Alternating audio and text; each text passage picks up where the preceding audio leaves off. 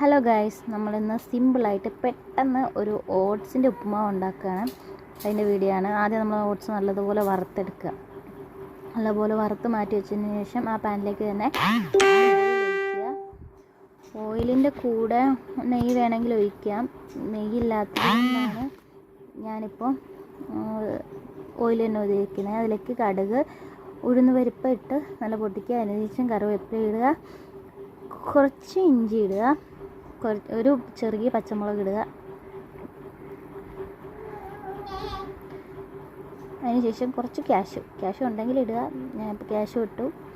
നല്ലതുപോലെ ചെറുതായിട്ടൊന്ന് റോസ്റ്റ് ചെയ്തിടുക. അതിനുശേഷം 1 കപ്പ് അളവിനാണ് ഞാൻ ഓട്സ് എടുത്തേക്കുന്നത്. റോൾഡ് ഓട്സ് ആണ്. അതിലേക്ക് 1 കപ്പ് തന്നെ വെള്ളം ചേർക്കുന്നുണ്ട്. എന്നിട്ട് ആവശ്യത്തിന് ഉപ്പിട്ട് കൊടുക്കുക. വെള്ളം നല്ലപോലെ തിളച്ചതിന് ശേഷം അതിലേക്ക് നമ്മൾ വറുത്ത് വെച്ചിട്ടുള്ള ഉപ്പുമാവിന് ഉള്ള റോൾഡ് ഓട്സ് ഇട്ട് കൊടുക്കുക.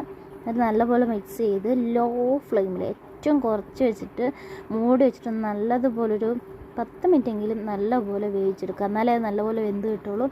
അപ്പം നല്ല അടിപൊളിയായിട്ട് കിട്ടിയിട്ടുണ്ട്. എന്തായാലും എല്ലാം ട്രൈ ചെയ്ത് നോക്കുക.